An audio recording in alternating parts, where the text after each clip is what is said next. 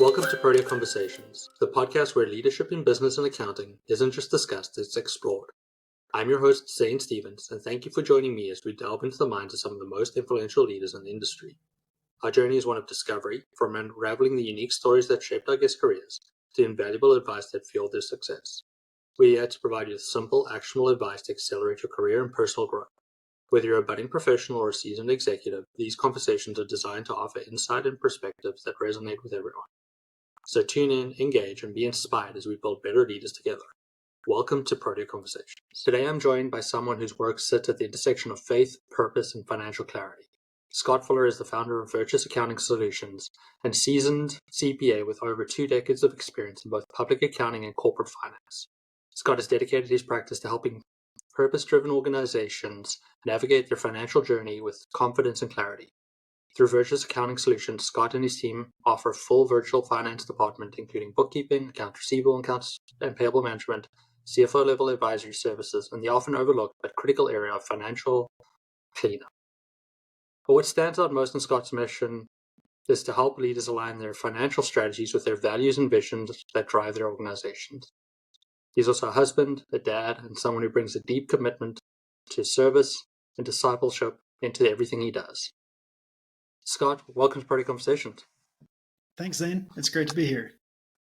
Yeah, it's good to have you. It's always nice to have a Scott. My eldest son is a Scott, so that's always fun to meet them. I felt like growing up in South Africa, we never heard the name Scott. Interesting. Coming to the US, it's definitely a lot more abundant. Yep. But always good to see. I'm excited to learn about your story because you do bring a different flavor to what is my traditional LinkedIn timeline, which is very business focused or very, there's a lot of people out there that will make bold statements for hope the best, where, when I think of Scott Fuller, I think of humble, very focused on who he is and what he believes in, and is not scared to share on his sleeve who he is from a religious standpoint and how that is important to him and the way he runs his business. Yeah, it's always, I appreciate you saying that. 2 decades, when you say it that way, it feels like I feel really old, but at the same time, it doesn't seem like it's been that long. Yeah, the faith aspect of kind of my presence on LinkedIn it's one of those things I never want to come across as forceful or preachy. I believe what I believe. It's really more about just saying, hey, this is who we are. These are the values that we operate with. And some people are not going to be, okay with that. And that's okay. It just means we're not the right advisor for them. But it's never a forceful, like, hey, you have to, believe what I believe. So yeah. Yeah, and I totally agree. And I think that's what I appreciate about it is there's a lot of great lessons. And if you're religious or not religious, if you read the text, there's a lot of great lessons if you just, listen to it. And it doesn't matter what religion that is. And I think you do a great job of bringing the lessons of your faith more than like shoving your faith down somebody's throat, which I can only but appreciate. It sort of provides a situation where I have deep respect for the way you approach life. Well, thank you. I appreciate it. That what you described is the way I hope it comes across, for sure. No, it definitely does. And the 2-decade part, I was also like, really? That means I'm close to 2 decades as well. Maybe my kids are right. I am old. Yep. Yeah, it definitely doesn't. It doesn't feel that way. And then when I start going through each stop on the career path, it's like, oh well, I guess it has been that long. Yeah, and that journey is taking you obviously to starting your own firm that's been going for just over 2 years now. Which good job of taking that step. It is scary, but there's obviously a lot that got you there. So I always like to sort of start by, let's just talk through the career. Like where did you start? How did you get there? And I think the most obvious question in that journey is, why did you decide to get into the world of accounting in the first place? Yeah, no, it's a great question. So I grew up in kind of a blue collar home. My parents they didn't have careers, they had jobs. And so their mindset, they didn't go to college right out of high school. They didn't go back to college until, years later. And so their mindset was, we didn't talk about pursuing your passions. And, if you find a job you love, you'll never work a day in your life and that sort of thing. It was go to college, get a degree in something, and then you can get a good job and support your family. So that was always their focus for for us growing up. So when I went into college, I didn't know initially what I wanted to do. Ultimately, I decided, well, let me try business and see. A lot of people in business make good money, and so there's got to be something there. So started taking the intro courses, and something clicked about accounting. Something resonated. I heard your conversation with Kelly Parks, and y'all talked about this a little bit, but I wasn't a great math student, which, that's kind of the big misconception that accountants are like great at math or whatever. But there was just something about the logic and the flow and the patterns and kind of, making sense of, kind of connecting what's happening in the business that just clicked for me. So I decided to pursue accounting. And my first job in accounting was a part-time kind of clerical role. It wasn't even an accounting position with a small local CPA firm. And I grew up in Jacksonville, Florida. And so that's where I went to college. And so I worked for this firm. I did some clerical work. Now, this was the early 2000s, and everything was still in paper, right? This was before everything was digital in the cloud. So tax returns were printed, financial statements were printed. So part of my job during tax season was printing tax returns and assembling them for clients. And some of those clients there were a couple of PGA golfers and a couple of, Jacksonville Jaguars players. And, they've got pretty thick tax returns. So it was, doing things like that. I would print and bind financial statements. So, we had these big machines. You'd put the printed pages in, you put the comb for the spine of the financials in, you pull this lever and it would, punch the holes in. So it was a lot of stuff like that. And I also got my first taste of bookkeeping. So I had one of the bookkeepers there. She gave me some bookkeeping work, some data entry, kind of stuff, basic stuff, just to get a taste of it. And so what I enjoyed about that experience was I got to see the partners there, the way that they served clients well. They were very focused and very intentional with their clients. They had client meetings almost all day long during tax season. Clients were in and out for face-to-face meetings. And then they would do all the work in the afternoon and the evening, and they'd stay up late, and work long hours like a lot of tax pros do. So that was the first role. And then after that, I had the opportunity to intern. Two questions before we move on. One, you saw the long hours and wasn't scared away, right? And I'm assuming that's a little bit of the blue collar family where you get your job done. So I'm assuming that didn't scare you too much. No, accounting, I think for me, just business in general, it was like, well, yeah, you got to do your time. You got to put in your time and earn your stripes or whatever. And that was just kind of the mindset that I had early in my career. And so I really wasn't scared off by it. There was sort of this allure of like accounting, like it was an important job. So yeah. My other question, if you did a lot of printing and binding, how much shredding did you do? A lot of shredding. We had, the office was kind of this semicircle shape. Kind of, the entrance came in and it kind of, and so there's one main hallway with offices off of it. That main hallway was just lined with file cabinets. And so, part of the process was we had to go in and purge files and take stuff out. A lot of shredding. Yeah, I remember that back in those days, sort of around the same time as well. Just, even vacation work at some of the CPA firms in South Africa, and they'd be like, okay, you're in on the Monday, and for the next 8 hours, you're going to shred. I'm like, what?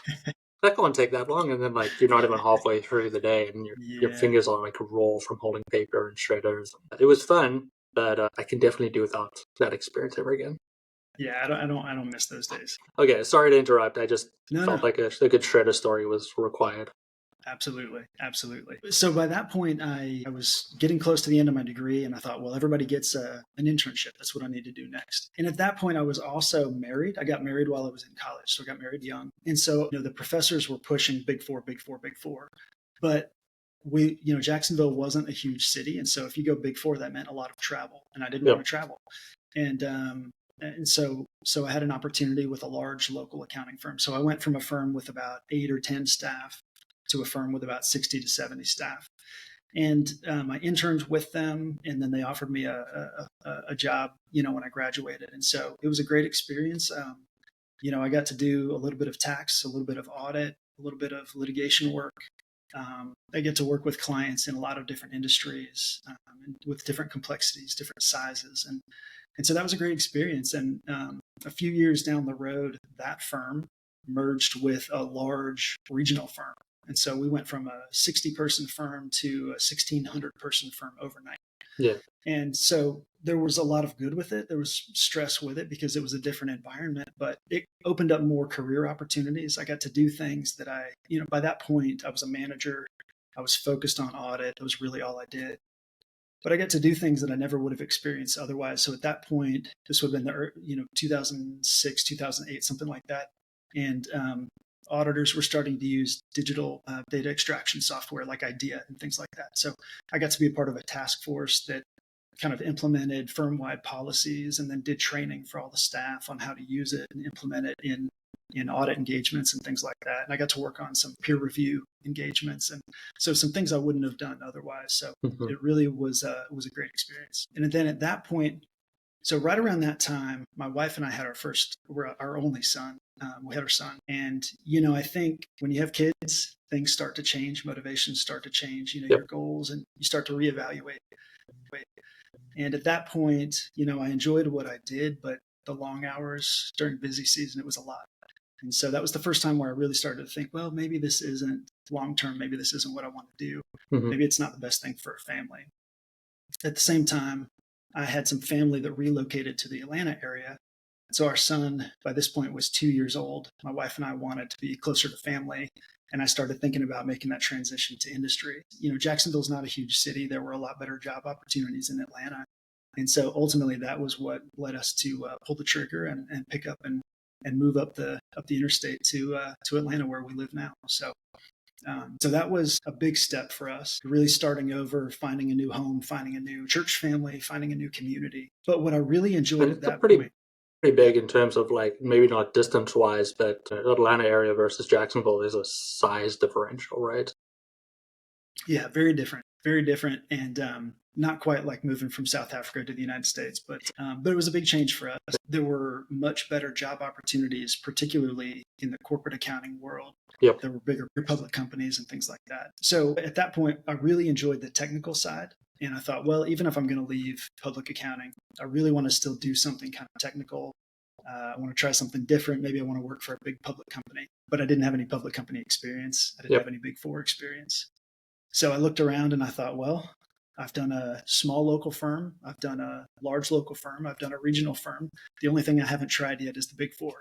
Yep. And so I went to work for a Big Four firm here in Atlanta. And my thought at the time was, I'll do this for 2 years, give it a try, get the name on my resume, get some experience, and then transition into corporate.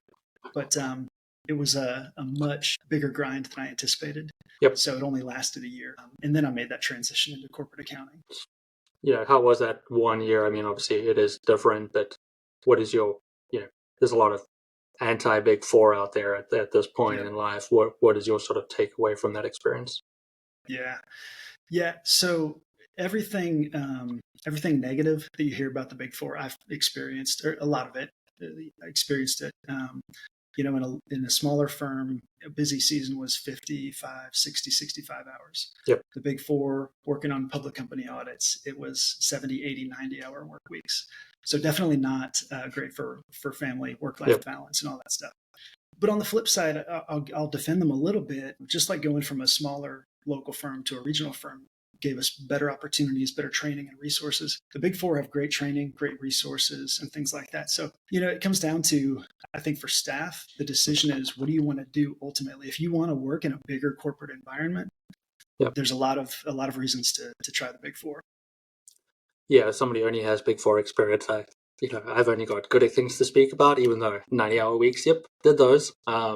But then I've done that in my own little practice as well. So it might be a me problem more than a they problem in this circumstance. But I think it's very true and overlooked that the actual resources and training you get, the amount of technical soft skill training that I got, I would have not even got 1% of that at a regional firm where I was.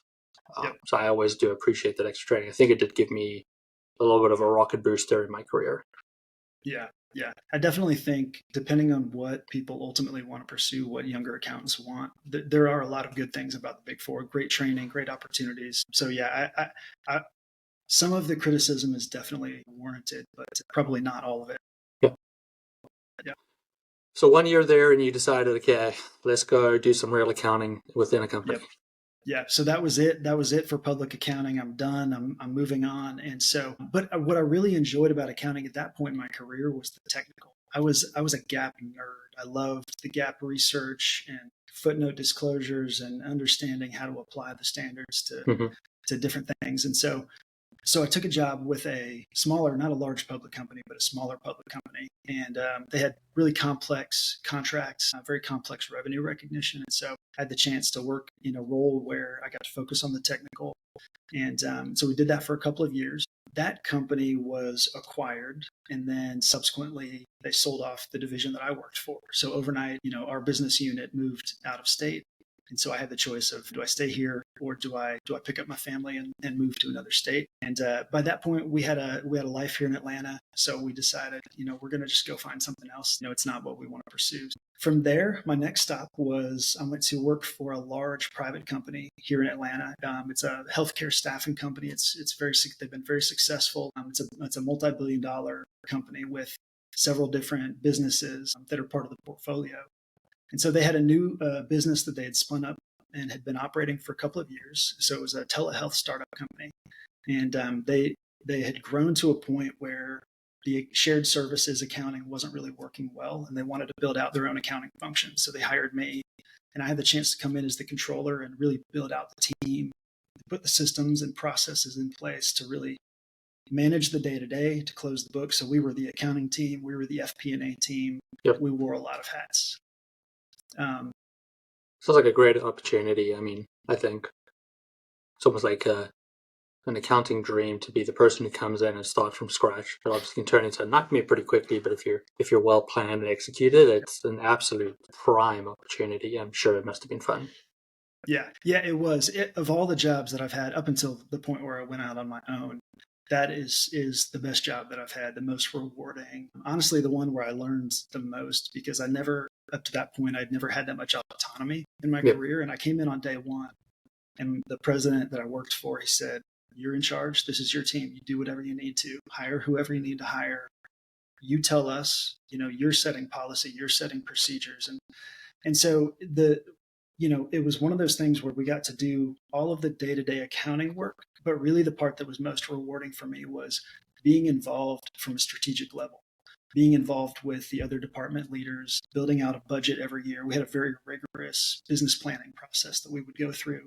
In the fall, we'd have to go and put together a business plan for the new year, present it to the members of the board of directors and things like that. So it was a great experience because I really had to learn how to interact with salespeople and people in operations that didn't speak the same language. So that being able to sit down with our sales team and explain, hey, when you write the contract this way, this is what happens to our margins, or with the operations, to be able to sit down and show them when an implementation drags out by 3 extra months, this is what happens to our margins. And so there was a lot of things like that I had the opportunity to do that, again, without being in that role, I never would have experienced it.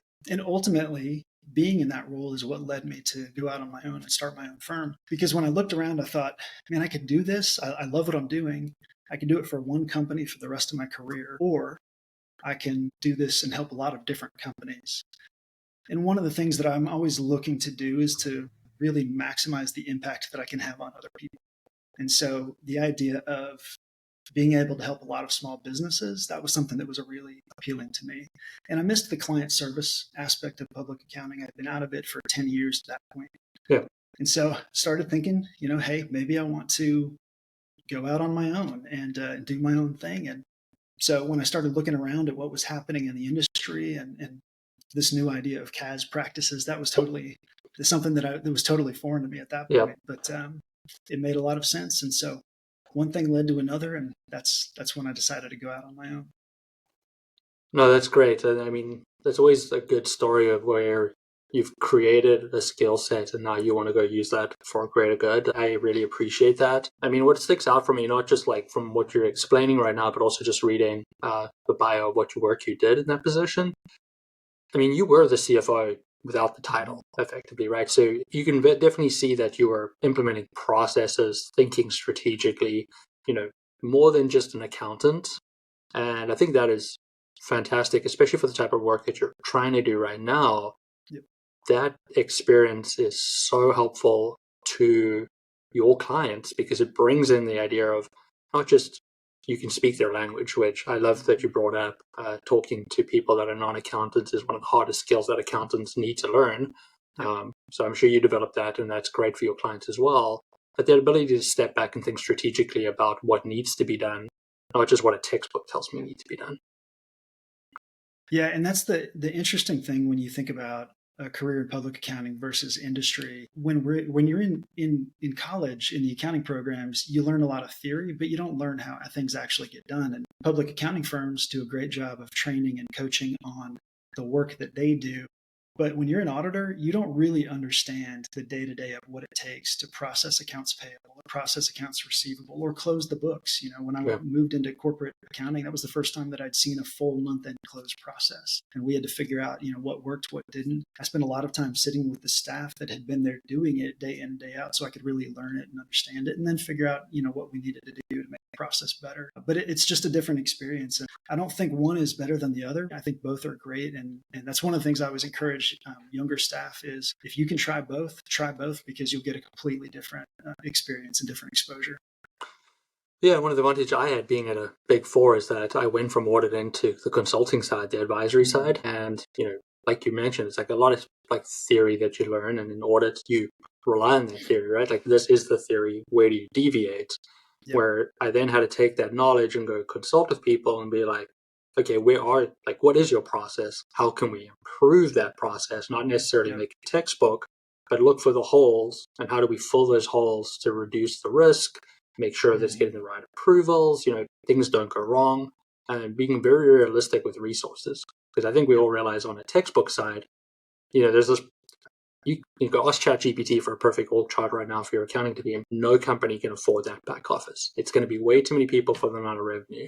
And being able to, you've set it up for companies before, you understand, okay, I can hire people, but I can only hire X people at a time. I can't just go hire 50 people because I feel like I need 50 positions to fill that role.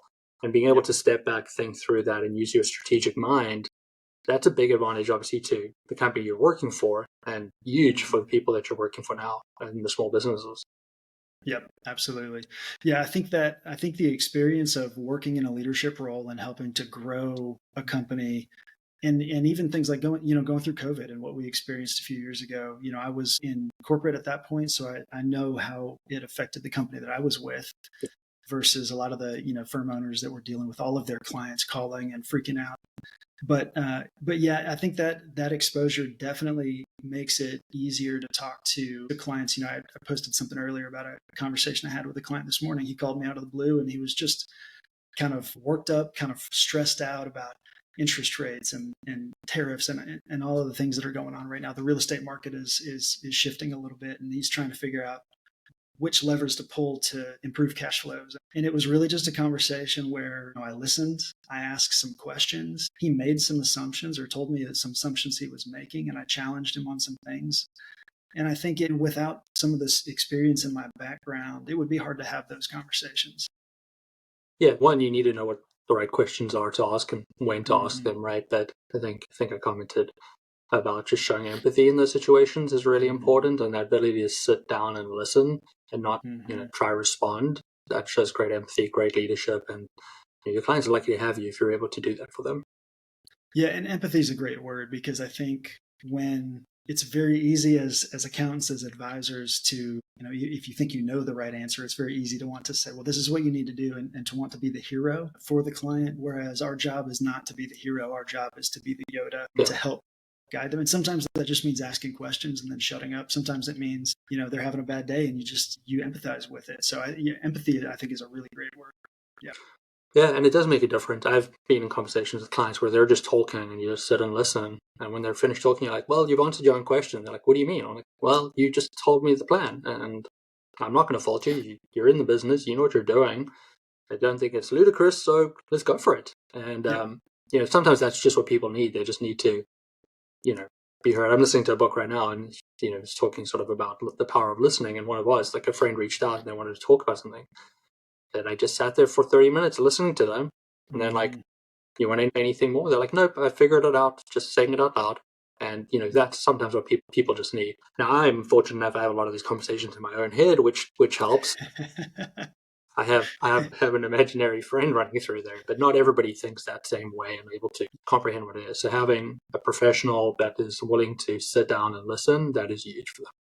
Yeah, I think that's the value add for us. And I know you've been doing what you with your firm, building your firm for a long time, and I'm sure you guys have you play that role for many clients. It's an important role. It's not the bookkeeping, right? It's not the printed financials. It's being able to have those conversations and help clients work through those issues. Yeah, it's generally in our business, it's more than the deliverable. It's all about what happens in between and how can you sort of add value in the ways that you probably didn't think about, especially when you're studying accounting.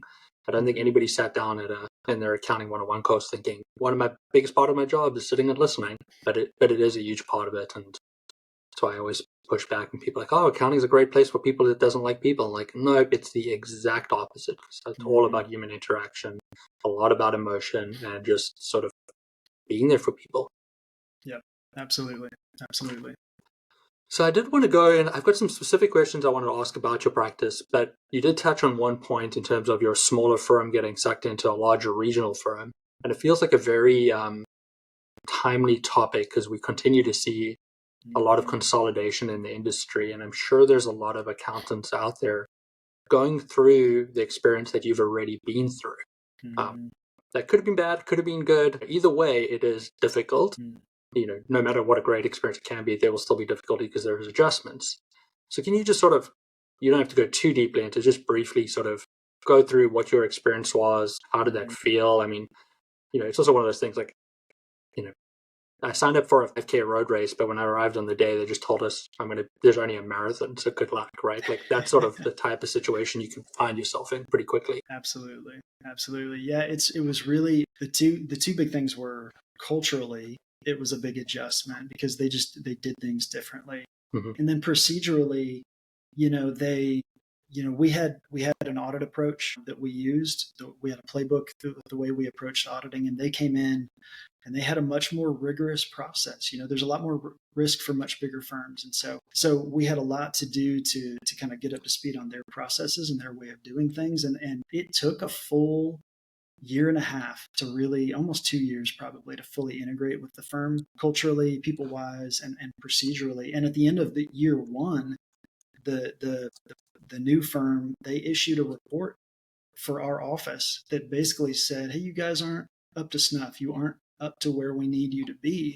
And here are the areas where you're deficient. So it was kind of an internal peer review of sorts.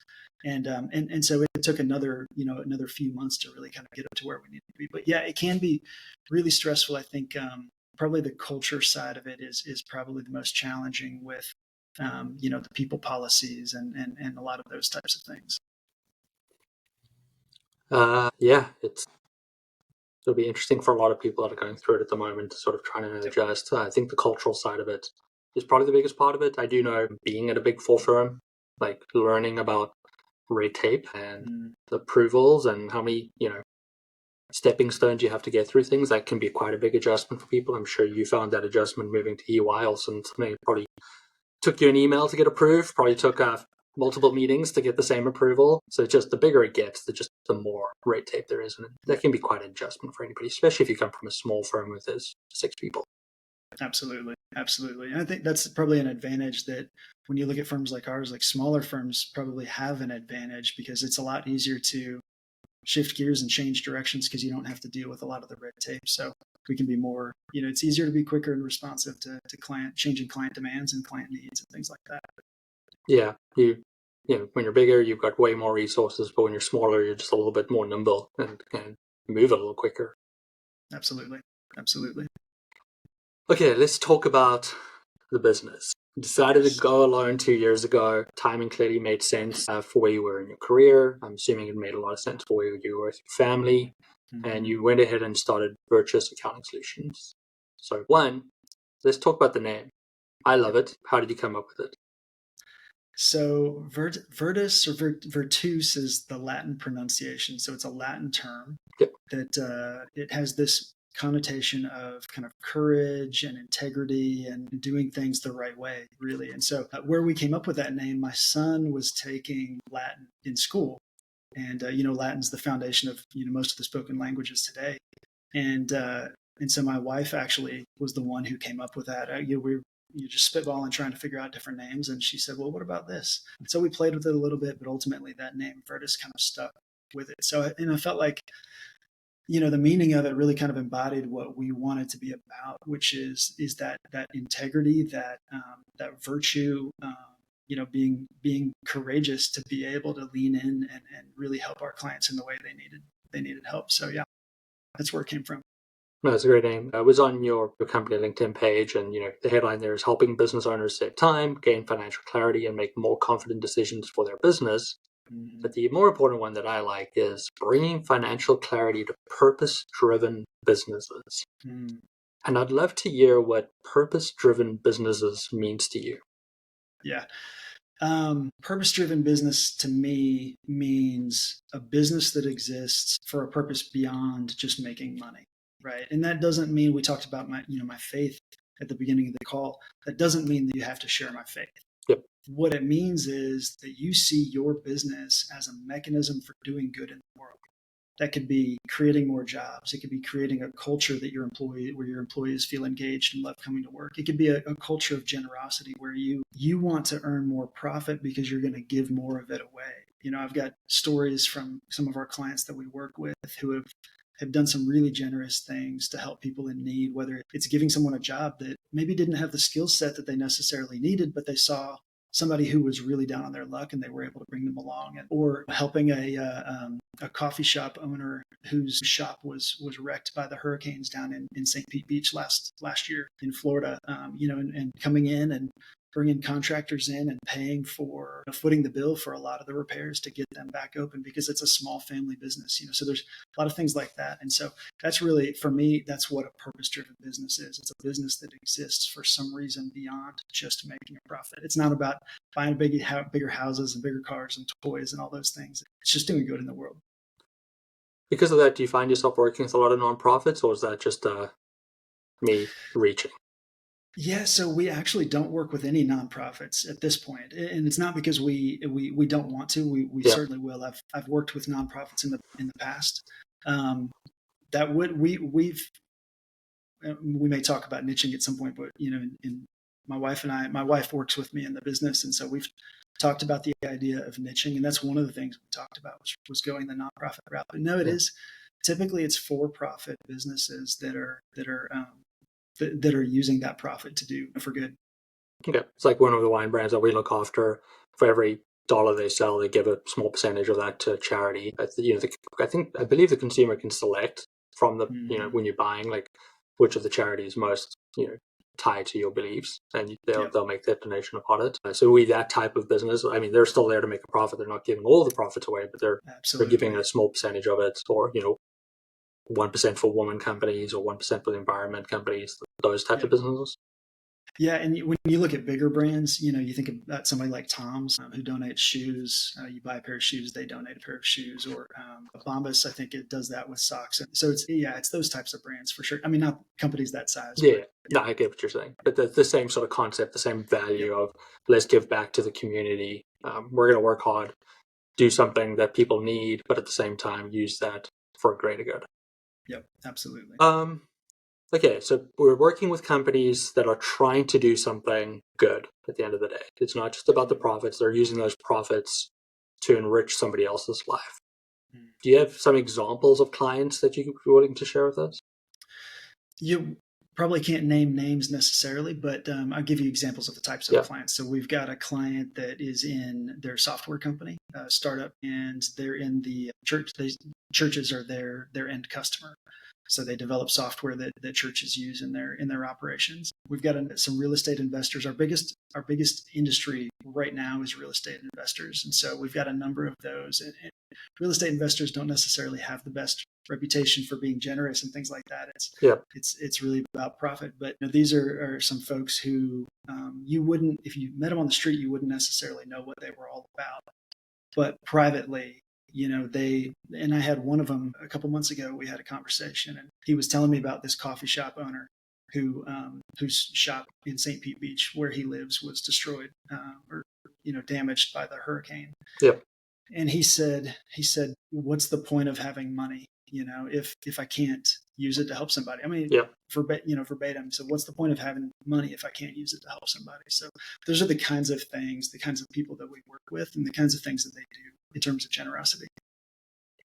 Yeah, so you brought up niching. So you're basically niching on values at this point in time. That's right. That's right. Yeah, and that was a very intentional decision. My wife and I have had a lot of conversations about niching in a specific industry. I know, like Protea, you guys, the wine industry, which is I think is a great example of niching in a specific industry. And there's so much benefit to doing it, but it's just something we haven't. Up to this point, we've really just chosen to focus on values because it's and the reason for that is when you sit across the desk from somebody or you talk face to face with someone and the heart behind what they're doing, it's much easier as a bookkeeper, as an accountant, as an advisor to get on board with what they're doing and really have a vested interest in helping them be successful.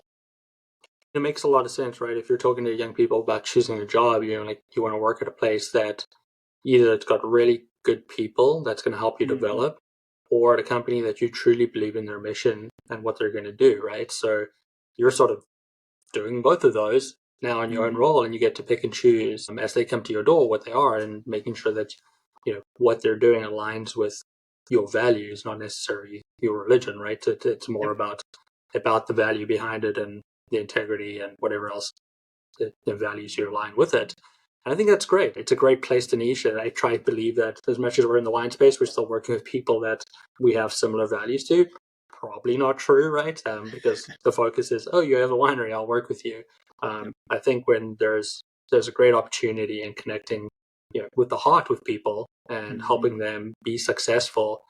And I would think, from my standpoint, if I'm working with somebody who truly believes in my mission, they're probably going to give a little bit more, maybe not even consciously, but subconsciously, because they truly believe in what you're doing and feel passionate about what you're doing because it aligns with their values. So, I think if you are on that sort of path, working with somebody like you that truly believes in what they're doing, that makes a big difference. Yep, absolutely. You did mention potentially niching a little further down. Any early conversations on that, or just sort of, it's only 2 years in. I think we only really niched in around year 3, year 4, which is, I'm not the textbook, and as much as I can talk about niching, I sort of did it a little bit backwards, but any thoughts of going a little deeper? Yeah, I've talked to some different people in the industry about it, and some of the, kind of common advice that I hear is, for some people know right off the bat when they launch, this is, I'm going to focus on this or that. For a lot of people, I think it comes more naturally, kind of like you said, it was a longer process. We've talked about a few different things. I've worked with a lot of different industries during my career. And so for me, I get bored easily. And so my biggest fear with niching is whatever we choose, I might enjoy it today, but 5 years from now, if I don't enjoy it, then it's a lot of work to try to pivot. Not that it's impossible, but right now our biggest concentration of clients is real estate. My wife has a background in real estate, so that's really been beneficial for us. It's kind of helped, kind of make that a natural thing. But we work with clients in several different industries right now. If you keep pushing and working with people that you believe in their mission, that's a great niche, and it sets you apart from a marketing standpoint as well. So I say go with it. Forget about niching further. Don't listen to us, pro niches that feel like it has to be some super specific industry. Do what makes you happy, and if you're niching by values is what makes you happy, I think that's a great way to go. Yeah, I appreciate it. And when I look at the firms like ours that are out there, there are some that are niching and they're very successful and they've grown and had a lot of, but there are other firms that have had a lot of success that don't have a clearly defined niche. So I kind of look at it as, maybe one day I'll decide to do it, but if not, that's okay. I think we'll be fine either way. Yeah, and it's all defining what is success for you as well when you're starting your business. So understanding what's important to you, what drives you, what you want to do is more important than, I have to see that upward scale of clients or revenue or all that goes with it. Because we don't all need to do that, right? There's a lot of people that are very happy to work 20 hours a week and have their small client base, and that's what fits into their lifestyle. So, it's also people listening to this and we're sort of jibber jabbering a little bit about growth of our firm. You don't need to grow if you want to. There are ways to do it, and niching is one of those levers that you can pull. But it's all about figuring out what your strategy and what your goals are and what makes you happy. Absolutely. Absolutely. Yeah. And we love what we do. So yeah, we'll see how it goes. What type of services are you offering these clients? I know you mentioned the word CAS, and that word is so loosely defined these days and very broad at this point as well. So what are the main focuses that you're seeing you spend most of your time on? Yeah. So when I talk to people in the industry, when I talk to potential clients or I talk, networking, the way I explain it is it's kind of like a pyramid. There's kind of three pillars or three tiers. The foundation of everything that we do is bookkeeping. It's the day-to-day bookkeeping and accounting, right? Because Mm-hmm. if that historical information isn't accurate, then you can't rely on it. Then nothing else matters. And so you take that. That's the starting point, right? Is bookkeeping services, and then you stack on top of that dealing with really the present things that are happening. So accounts payable, accounts receivable. So we're processing those. We're working with clients.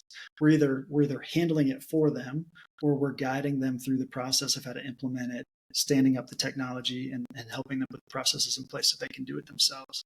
And then once you have those things, kind of the past, the present, then you can start looking at the future with advisory work. And so we call it, there's debate about fractional CFO and what that means. We don't use the fractional term. We call it CFO advisory. So, and it's things like developing KPIs and metrics for our clients, not just to have a fancy dashboard, but things that are actually meaningful.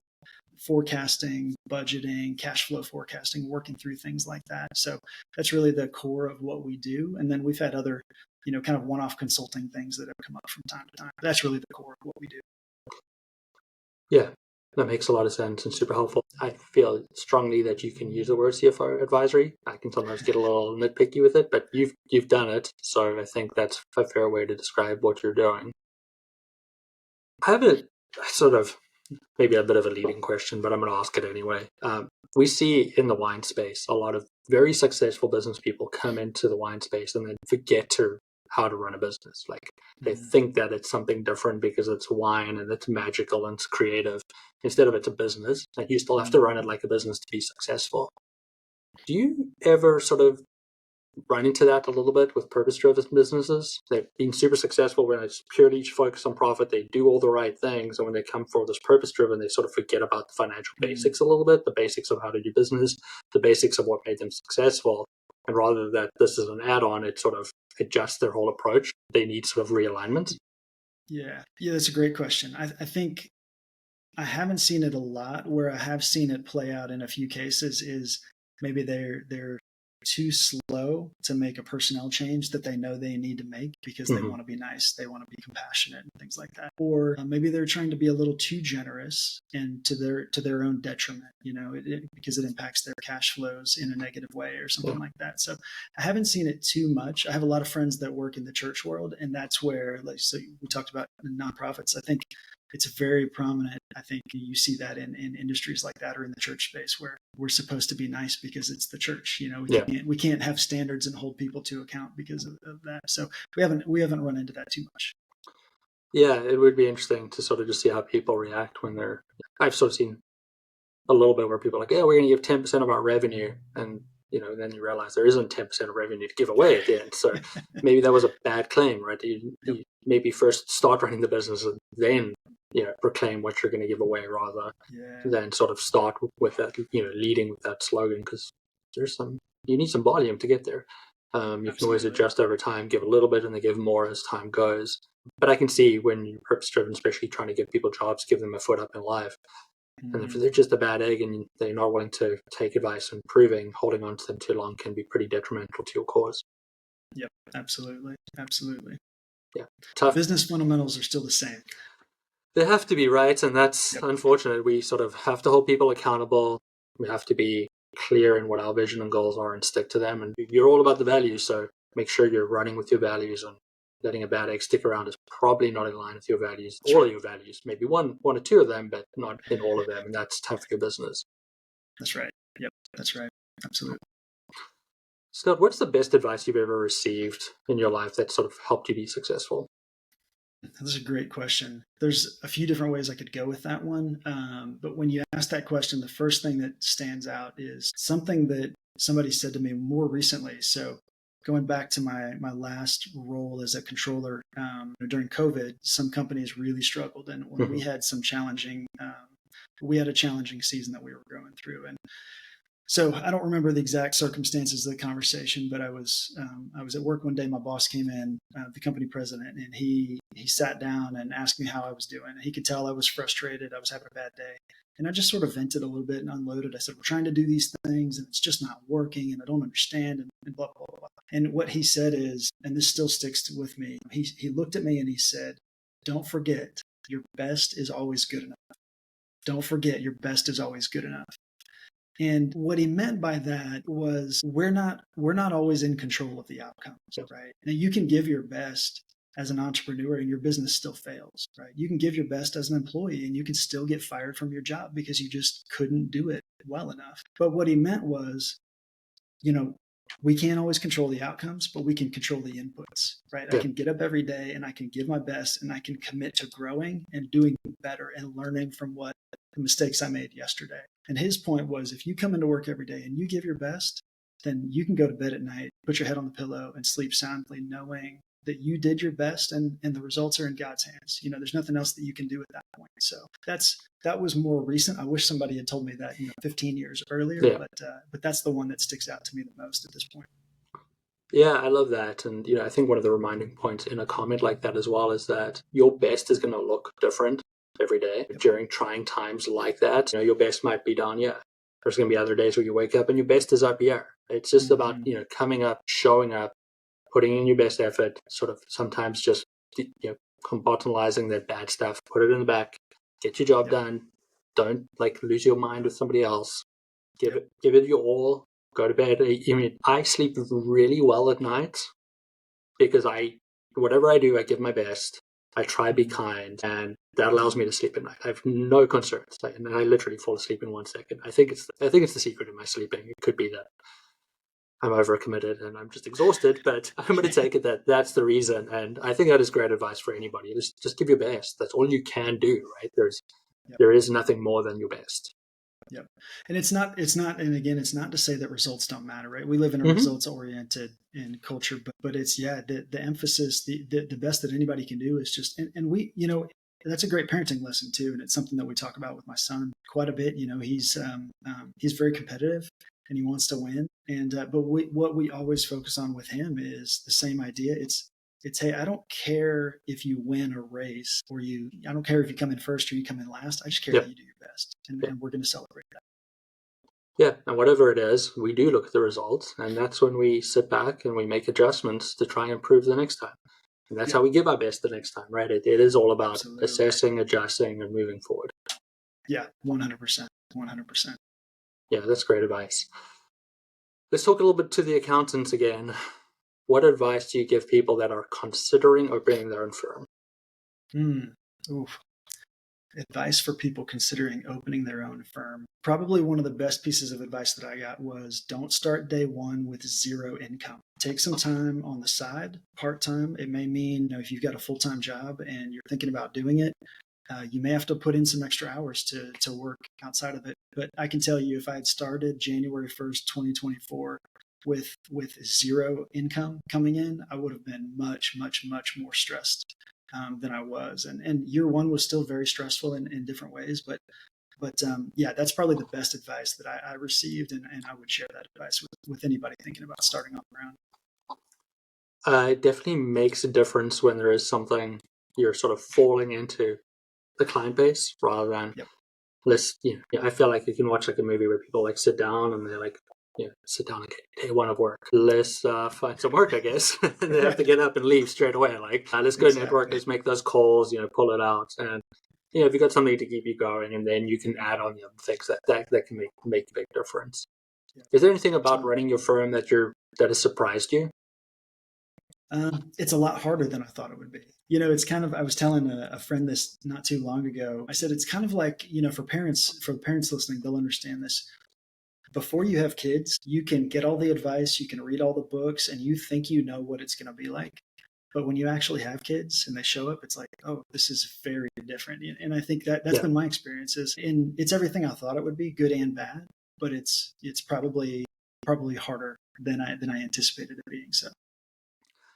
Big advice for anybody looking at social media. It's not all as glamorous as the influencers out there make it out to be. It is tough. There are dark days. I've been doing this for 11 years and I still have tough days where I'm like, is it really worth it? It's lonely at the best of times. And all I can say is it is worth it in the long run.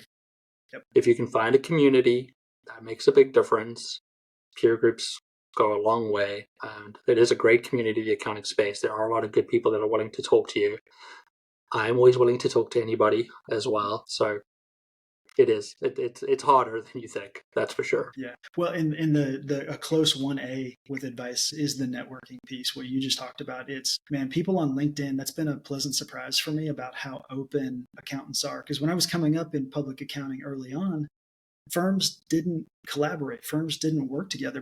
But now, fast forward 20 years, and there's a whole community of firm owners out there, places like LinkedIn that are very open and very willing to share. And so, yeah, that would be my other advice for people thinking about starting is you got to get out there, put yourself out there and try to make connections and meet people because there are a lot of people willing to help you along the way.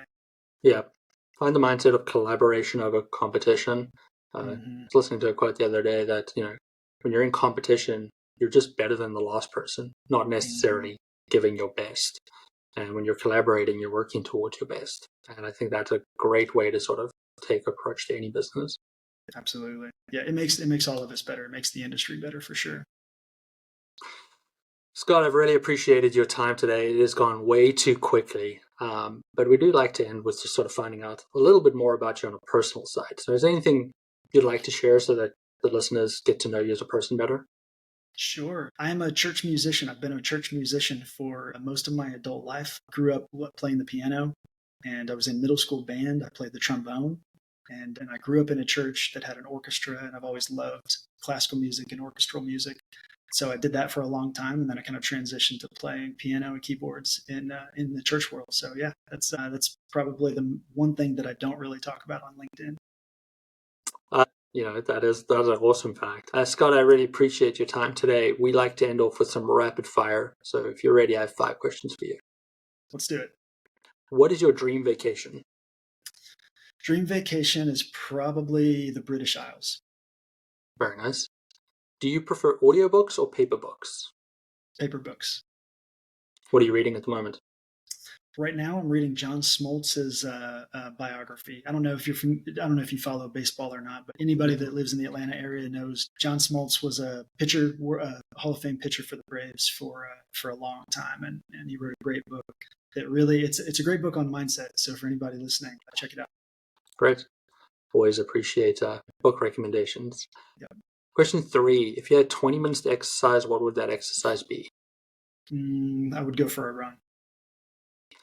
What is your favorite piece of technology that makes your life easier?